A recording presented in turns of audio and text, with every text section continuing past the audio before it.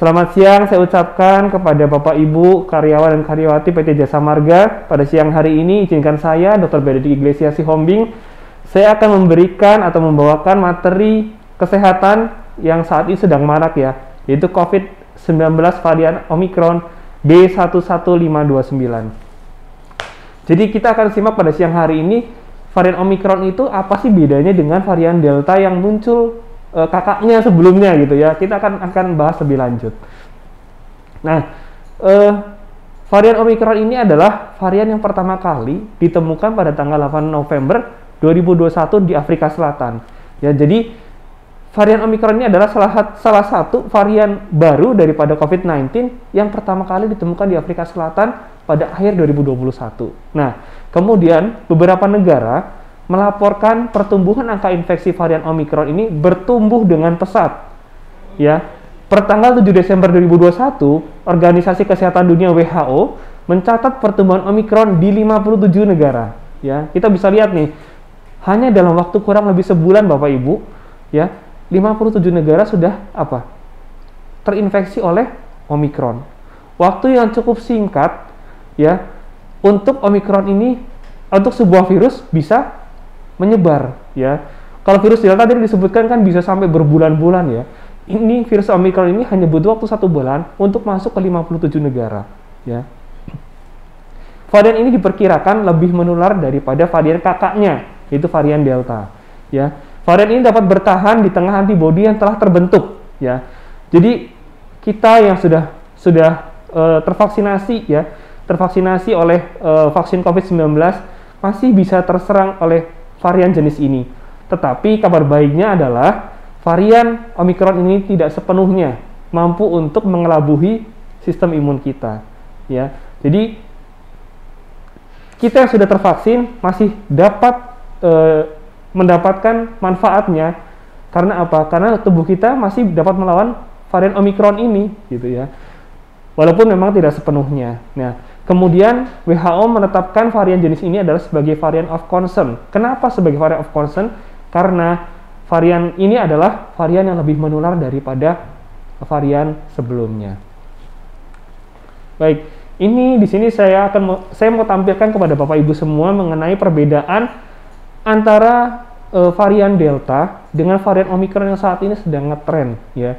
Di sini kita bisa lihat Bapak Ibu, itu yang saya kotakin di situ, lebih dari 30 mutasi dari spike protein dari coronavirus digunakan untuk bisa menempel dengan erat kepada sel-sel tubuh manusia ya.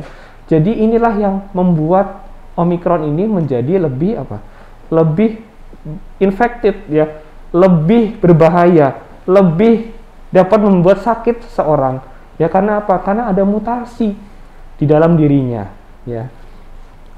Kemudian, gejalanya apa sih untuk varian Omicron ini?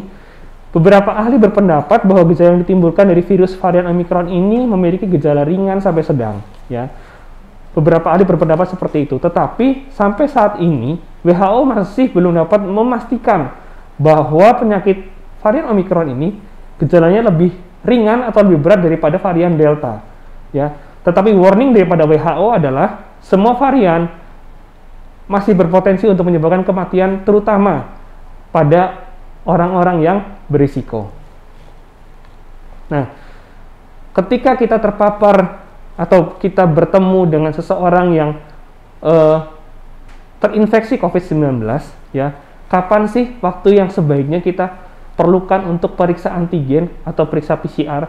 Apakah begitu kita ketemu sama seseorang yang kita duga terinfeksi COVID-19, kita langsung buru-buru hari itu juga kita PCR atau antigen ya.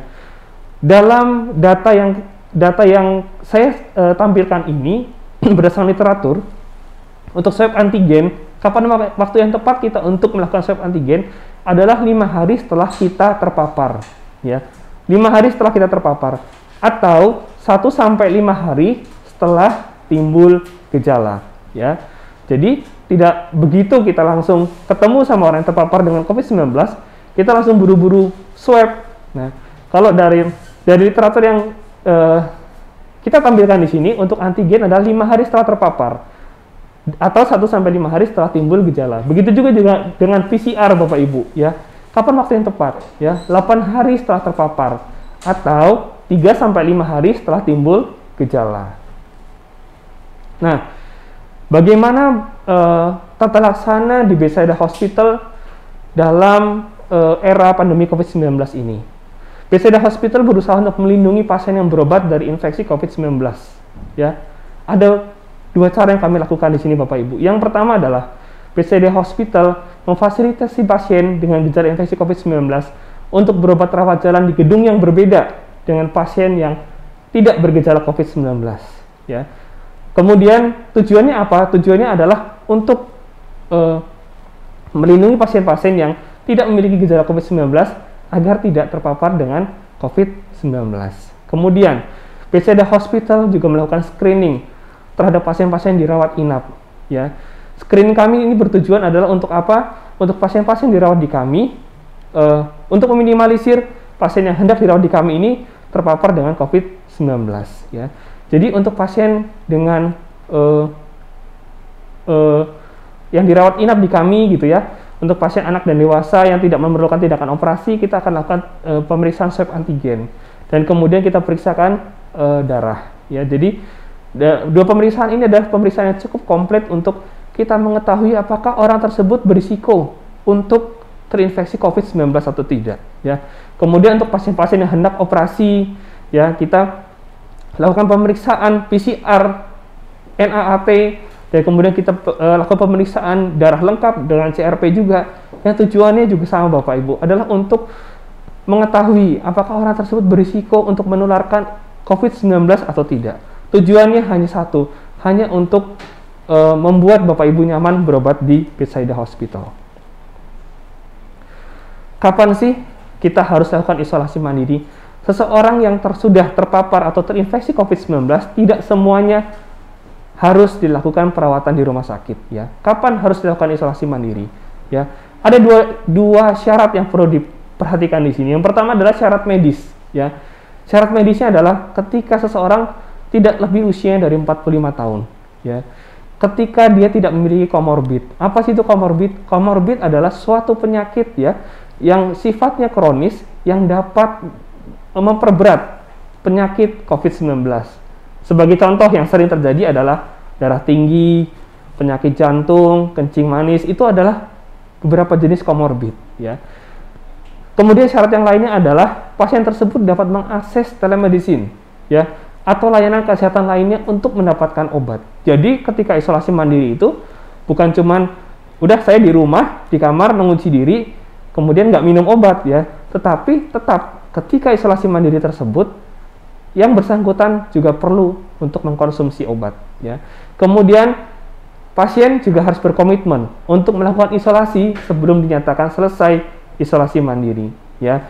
Jadi nanti kita akan bahas lebih lanjut kapan sih seseorang itu boleh dinyatakan selesai isolasi mandiri ya. Nah, kemudian seperti apa syarat tempat nih? Syarat tempat atau rumah untuk dapat menjadi fasilitas isolasi mandiri ya. Yang pertama, seseorang dapat tinggal di kamar terpisah ya. Lebih baik lagi kalau misalkan rumahnya ada beberapa lantai. Jadi satu lantai tersebut khusus untuk pasien yang terinfeksi COVID-19 ya. Kemudian harus memiliki kamar mandi yang terpisah dari anggota keluarga yang lainnya ya. Nah, kemudian di rumah tersebut mudah untuk mengakses pulse oximeter ya. Jadi pulse oximeter itu kalau Bapak Ibu sering lihat adalah alat yang sering digunakan oleh pasien untuk mengukur kadar saturasi oksigen di dalam dirinya yang bisa ditempelkan di jari ya. Nah, kalau tidak memenuhi syarat-syarat di atas ya, maka tidak dianjurkan untuk melakukan isolasi mandiri di rumah ya. Tapi lakukanlah isolasi di tempat yang sudah ditentukan oleh pemerintah setempat. Nah, obat-obat apa aja sih yang dapat dikonsumsi ketika seseorang sedang melakukan isolasi mandiri ya. Yang pertama adalah biasanya seseorang dengan terinfeksi COVID-19 itu ada keluhan demam ya. Nyeri-nyeri sendi, ya, nyeri-nyeri tulang gitu, pegel-pegel badannya, kemudian ada sakit menelan, ya. Nah, ini Bapak Ibu bisa mengkonsumsi paracetamol, ya. Obat paracetamol 500 mg ini bisa dibeli secara bebas, ya. Bila mengalami keluhan seperti tadi, demam, nyeri-nyeri sendi atau nyeri menelan, ya. Bapak Ibu bisa mengkonsumsi ini setiap 4 jam, ya. Tidak mesti harus sehari 3 kali. Kalau emang butuh, per 4 jam pun bisa diminum, ya.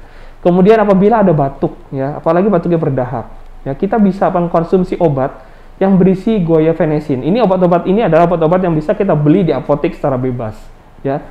Dikonsumsi sesuai dengan petunjuk, ya. Biasanya 3 kali sehari dikonsumsinya. Kemudian apabila terjadi hidungnya mampet, gitu ya, karena ada pilek, ya, obat pilek yang berisi pseudoephedrine 60 mg kita bisa konsumsi di rumah. Yang biasa kita konsumsi sehari 2 kali, ya. Kemudian terapi penunjang ini juga tidak kalah penting, ya, untuk meningkatkan imunitas dalam tubuh kita, ya, yaitu vitamin C dan vitamin D ini yang paling penting. Kemudian ada zinc, ya, untuk mempercepat penyembuhan dari tubuh kita, yang biasanya obat-obat penunjang ini kita konsumsi sehari sekali, ya. Nah, apa saja yang wajib kita lakukan ketika kita sedang dalam proses isolasi mandiri, ya? Stay at home, tidak berpergian untuk hal yang tidak genting, ya. Tinggal di dalam kamar tersendiri dengan sirkulasi udara yang baik. Ini yang penting Bapak Ibu juga, ya, sirkulasi udara yang baik, ya. Kemudian gunakan kamar mandi yang berbeda dengan anggota keluarga yang lain, ya. Gunakan alat makan yang berbeda dengan anggota keluarga yang lain, ya. Kemudian apabila serumah ada yang sakit, kemudian ada yang sehat juga, yang pasti yang sakit ini harus diuruskan, harus diperhatikan juga, harus diberi makan, gitu ya. Ketika pendamping atau penunggu yang sehat dapat mengantarkan makanan atau minuman ke dalam kamar pasien dengan menggunakan APD yang tepat, ya. Cukup dengan masker 2 lapis, ya. Masker kain di luar dan masker medis di dalam, ya. Dan tidak terlalu lama kontak dengan penderita, serta setelah mengantarkan makanan ke dalam kamar penderita, cuci tangan setelah berinteraksi dengan penderita, ya. Kemudian setelah berkala bersihkan barang-barang yang sering disentuh dengan tangan dengan cairan desinfektan. Cairan desinfektan itu kita bisa buat atau kita bisa beli di pasaran dengan mudah, ya. Seperti remote, gitu ya, kunci itu kita bisa bersihkan secara berkala, ya. Kemudian untuk yang sakit bisa dipakai dengan pulse oximeter. Bila saturasi tubuhnya kurang dari 95%, maka segera bawa ke rumah sakit. Nah, ini yang tadi saya bicarakan. Kapan selesai isolasi mandiri, ya? Jadi, ketika pasien tersebut melakukan isolasi mandiri, kapan sih dia boleh bebas dari isolasi mandiri tersebut? Yang pertama, kalau misalkan dia sudah terkonfirmasi positif COVID-19, baik itu dari swab antigen maupun PCR, ya, dan tidak bergejala, ya, isolasi dapat dilakukan selama 10 hari, ya. Kemudian apabila seseorang, ya, terkonfirmasi positif COVID-19 dan bergejala, ya, ada demam, ada gangguan saluran pernafasan, gitu ya. Yang pertama, kriteria selesai isomannya adalah isolasi selama 10 hari ditambah 3 hari bebas gejala demam maupun gangguan saluran nafas. Jadi kalau misalkan sudah 10 hari isolasi, ya, di hari pertama dia batuk pilek, kemudian setelah 10 hari masih batuk pilek, nggak berkurang-berkurang. Nah, itu harus dilanjutkan lagi sampai dia 3 hari bebas gejala, ya, baik demam maupun gangguan saluran pernafasan, ya. Nah, kapan orang juga dinyatakan bisa berhenti isolasi? Apabila dia bergejala, yaitu yang kriteria yang kedua adalah sudah ketika dia sedang isolasi sudah ada perbaikan gejala, ya. Jadi misalkan hari pertama dia ada gejala batuk pilek, demam tinggi, gitu ya. Kemudian berjalannya hari dia semakin sehat, gejalanya semakin berkurang atau bahkan hilang, ya. Pada hari kelima dan keenam dia bisa lakukan pemeriksaan swab PCR, ya. Swab PCR. Nah, ketika hasil PCR-nya itu 2 kali Bapak Ibu, ya, negatif atau CT value-nya di atas 35, maka yang bersangkutan bisa dinyatakan selesai isolasi mandiri. Nah, berikut adalah kontak number daripada Bethesda Hospital. Bapak Ibu bisa jangan sungkan untuk menyimpan kontak kami untuk disimpan di handphone pribadi Bapak Ibu sekalian. Demikian materi yang bisa saya bawakan pada siang hari ini. Semoga bermanfaat bagi Bapak Ibu semua, dan semoga kita selalu dalam keadaan sehat dan dalam keadaan bahagia selalu. Terima kasih, selamat siang.